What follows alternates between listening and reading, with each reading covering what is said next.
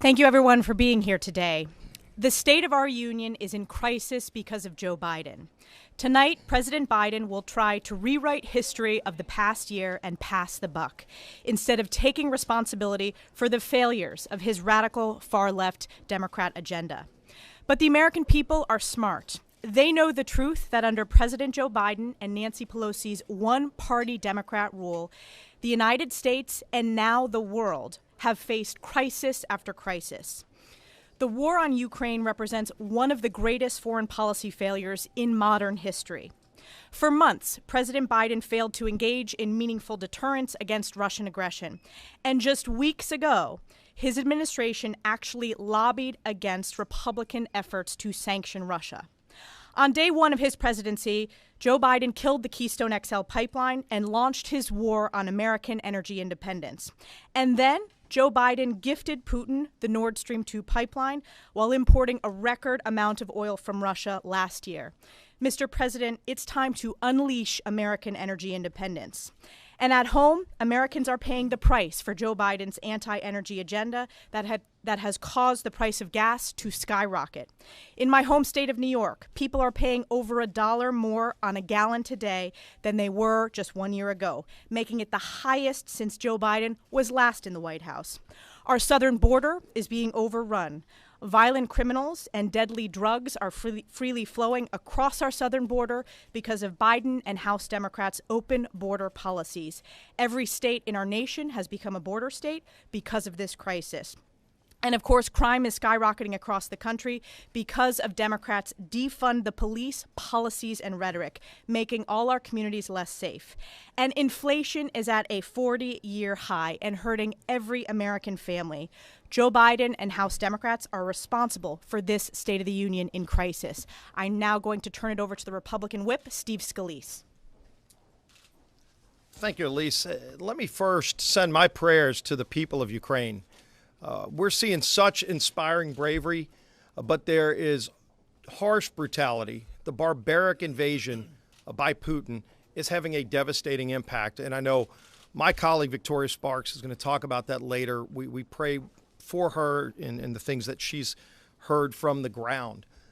As we listen tonight to the State of the Union, which is in crisis on so many fronts, I hope President Biden talks about what he will do to work with Republicans, because we have real plans to get control of inflation, to lower gas prices, to take away Putin's leverage on energy, to control our border, to get crime under control around the country and confront the defund the police and the mentality where they're actually letting people out of jails in so many cities.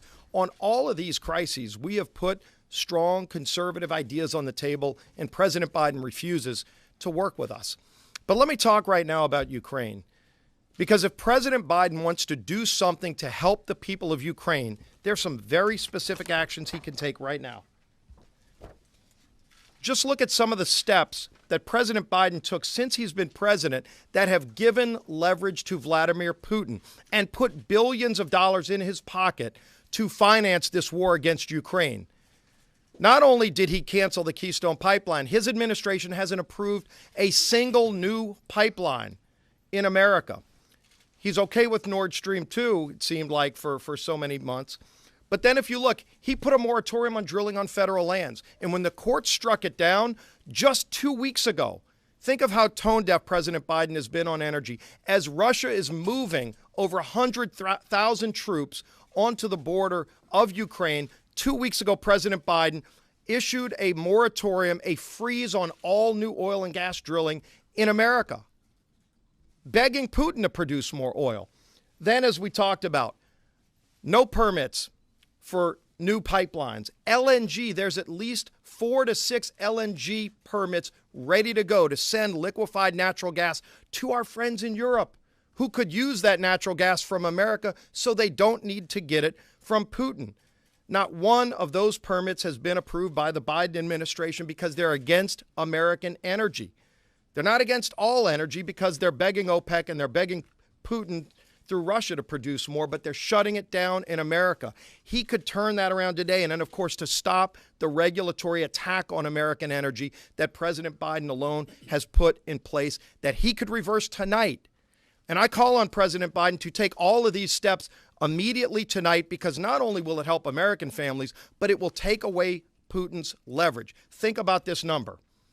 Today, between the United States, the UK, and the European Union, every single day, we are sending $700 million a day to Putin by buying his oil.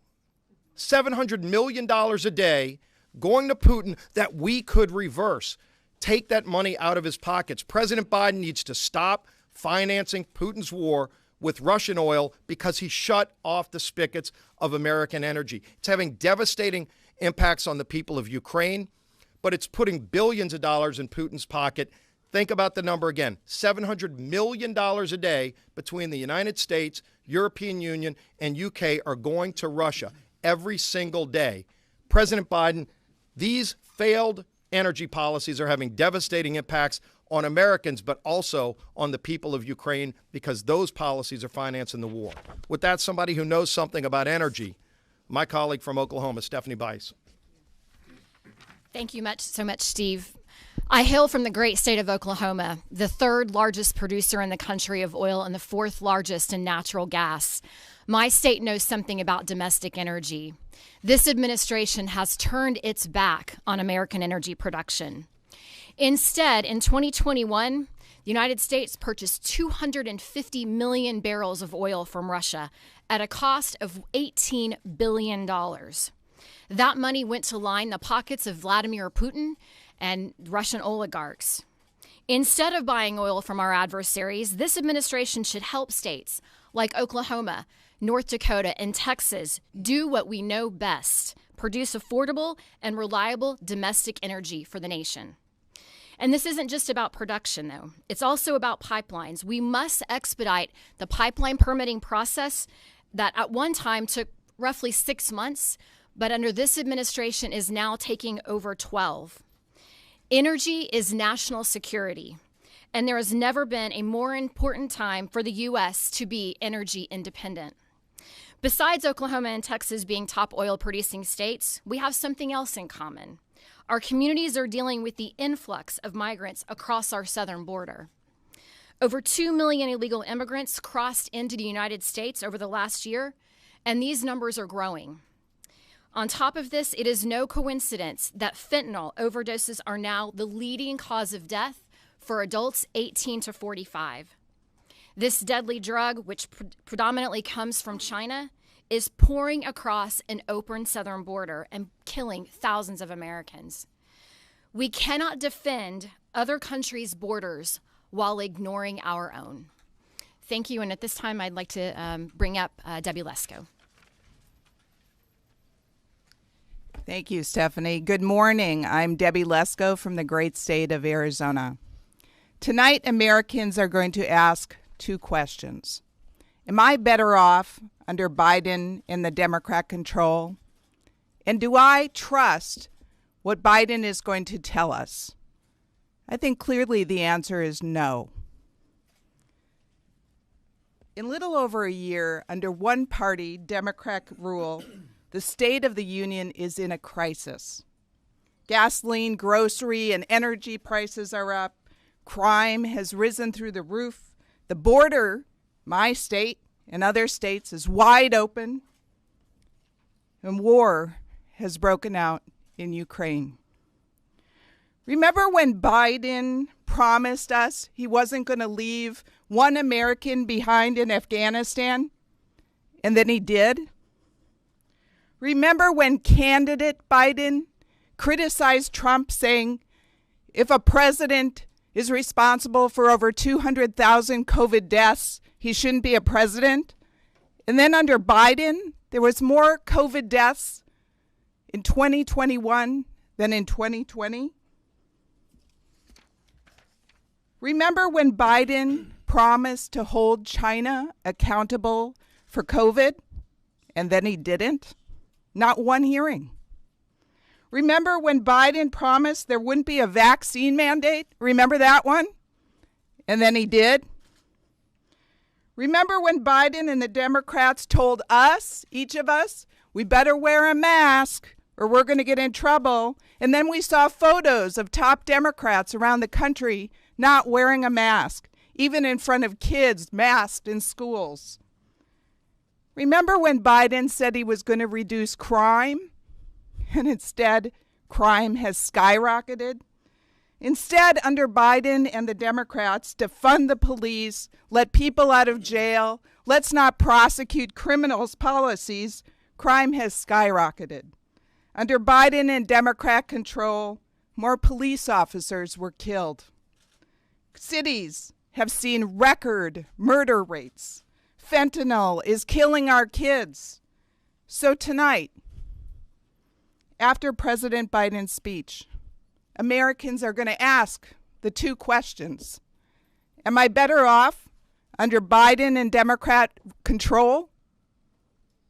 Do I trust that Biden is really going to do what he says he's going to do? The answer to both is no.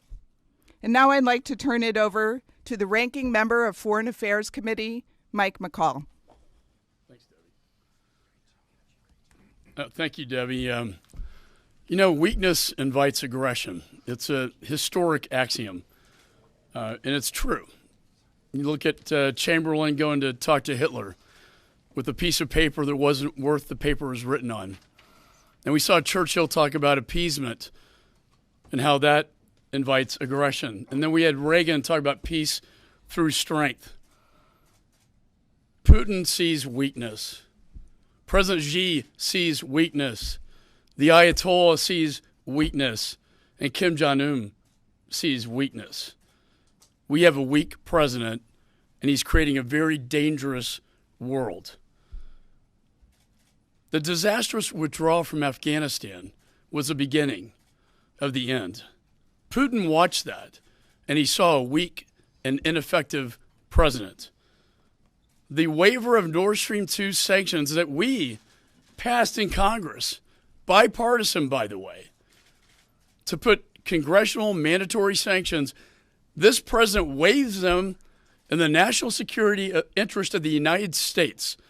Explain to me, Mr. President, how that is in our best national security interest, to allow Putin to complete his pipeline into Europe while he cancels the Keystone pipeline and all energy production in this country. Meanwhile, the sanctions exempt energy. 40% going into Europe, almost 10% into the United States of America. We are importing Russian energy. This needs to stop. We are funding Putin's war machine, and it's bad. 40 miles of tanks are lined up just north of Kyiv as I speak, getting ready to move in with these thermobaric bombs that suck the oxygen out of the air and inflame the lungs with fire. They kill children. It is actually, I believe, a war crime. These carve-out sanctions need to go. We need to get tough on this administration, get tough on Putin. Putin has blood on his hands, and it's going to get a lot worse before it gets better. General Milley is correct.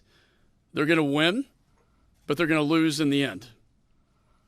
We need to give the people of Ukraine, and we stand with the people of Ukraine here today, and we have a moral obligation.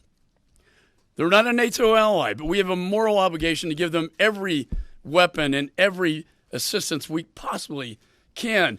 This administration held up on the assistance that I signed off on in Congress.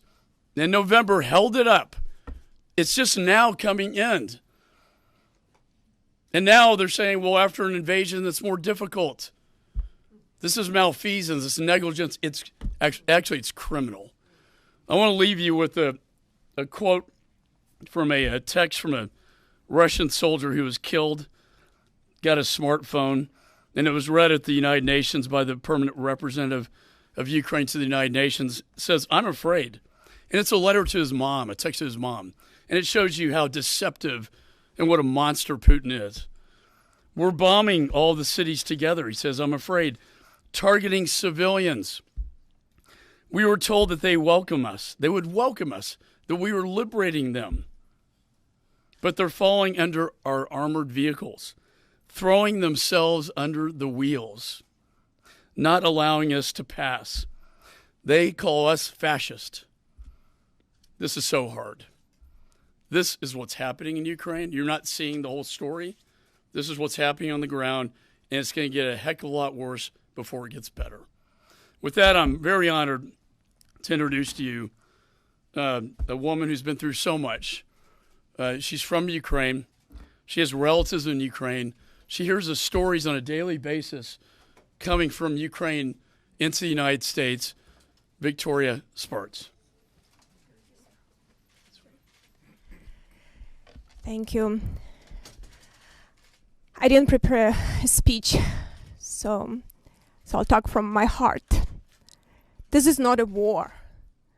This is a genocide of the Ukrainian people by a crazy man who cannot get over that Ukrainian people do not want socialism, Soviet Union, communists. They want to be with the United States of America. They want to be free people, but they want to be with the West. And he cannot get over.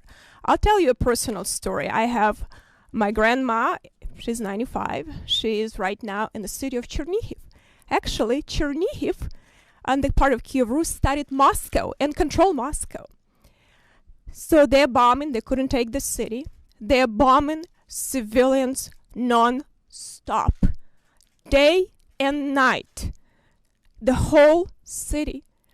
She has a daughter, she called her daughter, she lives in a little village by Chernihiv.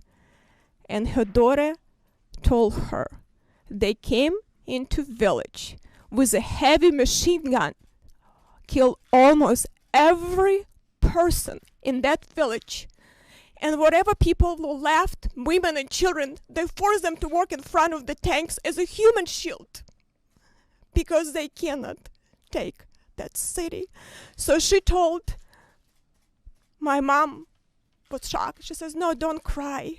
We are not crying here. We're going to fight, but just give us some guns so we don't just fight with the sticks. This woman was born in Russia, in Far East. She's a Russian-born woman. And they're killing women and children. They doing the bombs, vacuum bombs, carpet bombs. They are using illegal weapons. They now have special groups that trying to kill women and children, try to expect to Western Ukraine. I called my friend and she said she was able to get out. Her friend was trying to get out. She saw a woman in the gas station get shot with her children with machine guns. So she stayed in the city. They're leveling the cities to the ground, destroying the people. They're slaughtering them like in animals. They're killing the people. It is not a war. It's a genocide because we have a crazy man that believes that he has the whole world hostage. And then we have a president that talks about and doesn't do things. You know, and what is he going to wait when millions die? Then he's going to do more? I mean, we have not just a moral duty. We are the leaders of the free world. This is going to be the biggest genocide that ever this world experienced. And they're not asking them to fight for us, but they ask us to help, to become serious, that they have ability to defend themselves. That actually they need to understand that we're serious about this sanction, not do a little bit here, maybe we'll just do a little bit this oligarch, this is bit, that we're serious. And I can tell you one thing, if we don't stop him there, he is not going to stop. He is going to go further. And then we'll have to send our children to die to fight this. So I think we have an obligation and duty to save this world, help Ukrainian people to survive. And this president need to get this act together and exercise some leadership. What's happening under his watch is atrocity. What he's doing to this country and to the world is unforgivable. But I think we'll get together as Republicans and Democrats, but he must act decisively fast, or this blood of many millions of Ukrainians will be on his hands too. And all that oil that with blood that's flowing from Russia and gas, and we are buying that, and Europeans are buying that. There's going to be blood, it's mixed with blood of the Ukrainian people. So I hope you're going to help me to send that message, because we have to be strong and we have to stop. Thank you for having me.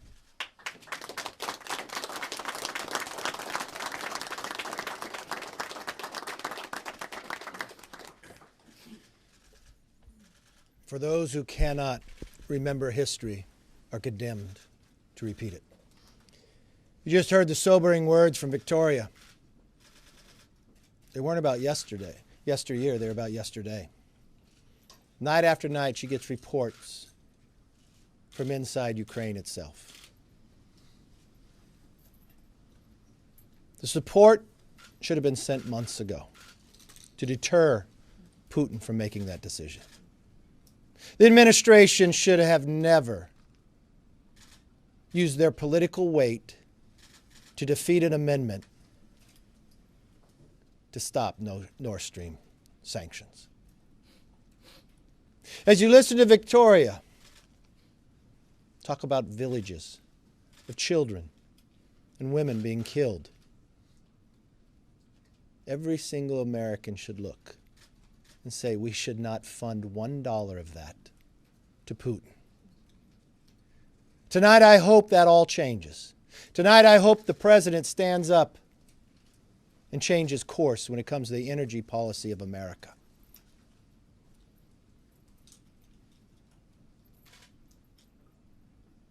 Let's not send our money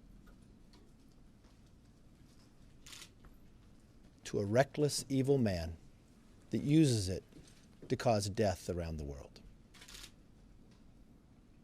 Whatever the president says tonight or doesn't say, we cannot ignore the problems this administration has ignited. From a border, simply by his executive orders, become wide open. Fentanyl moving across our country. There's enough fentanyl in America today to kill every single American 7 times over. As you heard, it's the #1 leading cause of death in America for those of the age of 18 to 45. Those on the terrorist watch list that have found a way to enter America that we are catching. More importantly, those that we do not, that have entered. Inflation we haven't seen in more than 40 years. Crime running rampant throughout America based upon a Democratic policy of defunding the police and electing DAs who believe in not upholding the law.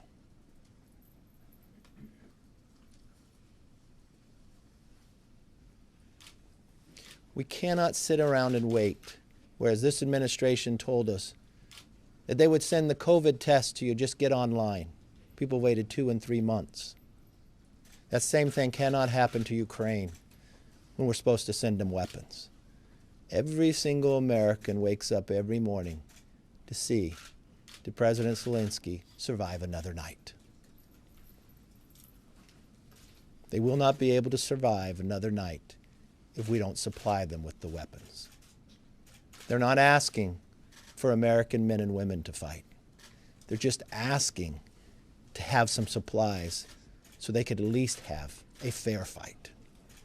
America has a long history withstanding those who believe for freedom. And we need to keep the responsibility that we have led once again. With that, let me open it up for questions. Yes, ma'am. I have 2 questions, if I may. First, show of hands. Who's planning to attend the State of the Union tonight? Okay, thank you. And second, can you please respond to Marjorie Taylor Greene attending the white nationalist conference over the weekend? You know what? I commented on that on yesterday. I understand your job. I understand what you're trying to do. I've already commented on that. We've got a war in Europe that we have not had since World War II. We've got people in a village and others, and you can take my statement that I said yesterday and play it one more time. Yes. How many Dukert from Newsmax. What specific weapons are Republicans willing to fund in this upcoming spending bill? We've seen the GUARD Act and what that entails. Are we talking about anti-aircraft and anti-missile systems, new jets? How far would Republicans be willing to go on this? I think we'd see, what does Ukraine need to defend themselves? First, they need anti-tank missiles of where we're able to go. They need some air defense support. They need ammunition. They need rifles, machine guns, and others. They've got the long list that they've actually provided to us. I'll leave the military experts to tell us. We've got a lot of military experts directly behind me, and we will be there. The real challenge is, just as I asked the presidents months before, why wouldn't you send them then? If you send them before Putin comes in, there's a really good chance Putin might not enter. Think about how difficult it is to get it into the country today, or even to get it to the front lines, as the cities are being encircled. And if we're going to wait like we had to wait for COVID tests, I'm not sure there'll be someone there to give it to. Imagine if Ukraine had just half of the weapons that were left in Afghanistan. If they'd had just half, I imagine Putin would not have entered. And the interesting part is, they're willing to pay for it because they just want to be able to defend themselves. They're not the aggressors. They just want to defend and save their own families. I think we should be able to supply that. Yes, Chad. Thank you. Good morning. Good morning. What's the balance here? Obviously, Republicans are going to be critical of the president, going to listen to what he has to say and take issue with things that you don't like about his remarks tonight. But when you face a crisis in Europe, there used to be this saying about foreign policy stops at the water's edge. Are your members going to be Emily Post about this, or are they going to be on their proper behavior when it comes to this crisis time, when it comes to a national security crisis the United States is dealing with in Europe? Well, let me be frank. It's not just Republicans. You look at the latest polls of Americans. They don't think America's going in the right direction. They're paying more for gas. There's a tax on every American with the inflation. We want to see a change in course in history. Are we going to sit down and be quiet? No. I don't think Victoria wants to be quiet when she sees people dying night after night. We're going to push the president to do the right thing. We've warned him ahead of time when the Democrats first took power not to pass the $2 trillion so-called COVID bill that only 9% went to it. We warned him it would cause inflation. Yes, that's what happened. We warned him if they opened up the border, what would happen to the rest of America. We went to the border. So what did the president finally do? He put the vice president in charge, who only has been there one time. They've ignored it. When we said crime is running rampant, that we actually think you should fund the police, not defund them, because this is what would happen. This is exactly what's happening across America today with the rise in crime. We've watched it time after time. But it's not just Republicans. It's independents, it's Democrats, it's Americans. We've watched his approval rating being at a lowest level we saw in modern history. Why? And just the handling of what's happening in Ukraine itself. We tried to help the president by passing an amendment about Nord Stream. He used his political weight from his administration to whip members to vote no. We told the president he was wrong with how he was getting out of Afghanistan. If he did that, it would set the course of the world differently. We said it was wrong when he stood with Putin and gave him Nord Stream. We said it was wrong when he opened up negotiations again with Iran. All those actions have put us into the place we are today. So no, we're not going to sit quietly by. We're going to defend our nation. We're going to defend our way of life, and we're going to change the course of where we currently are. Yes, sir. Thank you, Leader McCarthy. Wondering, obviously every day counts right now in Ukraine. If you could, any sort of insight on the progress, if there is going to be an aid package included in an omnibus, can you give us any insight as to how that is going, the progress so far? There's an aid package that's been brought up. We're going through it as we speak now. Talking to the military experts about what's needed as well. We want to make sure it can get there and get there now and not wait. Be able to move items because every day matters with us. We should also work, what's the sad part is, we're watching Europe lead. A lot of actions that the president is taking are only after Europe has taken a lead.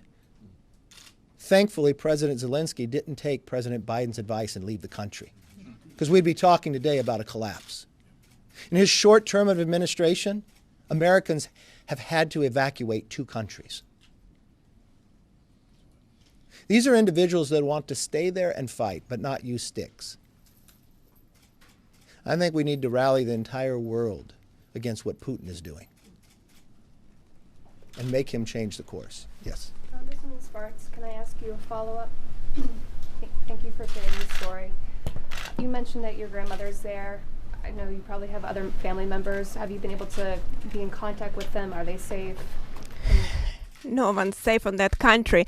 It's interesting. My grandma is 95. She experienced Stalin. She experienced Hitler. But she says, we never experienced something like that, ever. This is barbaric and brutal to the level of unbelievable. And I hope United Nations will do some leadership, because this is terrible. We have to deal with that. But I have some friends from college and other people. A lot of people are sitting on the ground. They are bombing non-stop civilians, non-stop, from morning till night. The city of Chernihiv I've been from for last 3 days, bombing non-stop, exploding buildings, hospitals, schools, everything. They cannot even get out. I mean, they have no supplies. They cannot even get out from underground. A lot of people don't even have any ability now to have the phones. Thank God that Elon Musk helps a little bit with some of the stuff. So I really appreciate that he did step up. I hope more private businesses will step up, and like Visa and MasterCard, they say, we're not going to be part of this bloodshed. We're not be criminals. Like, what is he doing is criminal. So some people, you still can connect. Some people you cannot connect, depending where they are. But everyone is on the ground because people understood. They're not fighting the military now. They're fighting to kill civilians, destroy, level to the ground. If you conquer the country, and if you want to govern it, you don't destroy everything to the ground. You don't destroy buildings. You don't put carpet bombs to destroy everything. They want to suppress civilians, but I can tell you, these people went through so much. These people went through so much hardship. Millions were killed by them, by Stalin and Hitler. I have almost my whole family was killed by them. These people will not surrender, but we need to give them a chance to survive. Otherwise, they have no chance. We'll have millions of people killed. We need to create a humanitarian corridor for some people to be able to escape, for children, women and children, because he's now shooting at them. I think we have a responsibility. And another thing, I can tell you, Ukraine was the third largest nuclear country. The third largest after Russia and United States. For a good reason, for right reason. We took nuclear weapons from them and signed a piece of paper. Tell them, we will guarantee you sovereignty. What do you think Iran is not going to be thinking? What do you think about North Korea? If you have nuclear weapon, you are going to hold the whole world hostage. If you don't, anyone come for you and no one will protect you. What is going to set in the whole world? What precedent we're going to set? If we will create a very dangerous world if we don't act decisively, quickly, and have a speed and agility. We need to understand that Putin is not playing chess. He is a judo martial arts player. He understands in judo you have agility, speed, and uses your enemy's weaknesses to strike. And he understood that we were weak. The West was weak. But he's underestimated the West. And I hope this president is going to step up and to show what America is about, because he wants to embarrass our country. And what he's doing is embarrassing for a leader of free world in our country to be there where we are. It's just embarrassing. And he wants to embarrass us again. He knew that we got embarrassed in Afghanistan. He wants to embarrass us again. And I am, as a member of Congress, cannot let him embarrass our country with the greatest country in the world. We are the strongest people in the world. We cannot let him embarrass us, or we will be a laughing stock for the rest of the world. We have to be strong, because I know we have strong people and strong country with the best value. Everyone wants to be here. This is the greatest country. But we need to lead, because there is no one else that can lead around the world. And if we are a strong country, the rest of the world will be strong. And we need to show our strength. So thank you.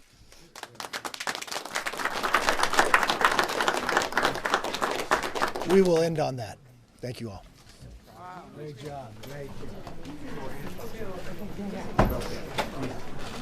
All right, folks, thank you so much for joining us here at Golden State Times for the Republican leaders' press briefing on Biden's State of the Union that is coming later on today. If you're new to the channel, we encourage you guys to subscribe and click that notification bell. Now, let me tell you a little bit of a backstory on the representative that you guys heard, that very that speech that she just gave. Not only her speech, but also her responses. Her name is Victoria Spartz. She is the U.S. representative for Indiana's 5th district. So she is a Republican lawmaker. She is a Republican representative of Indiana.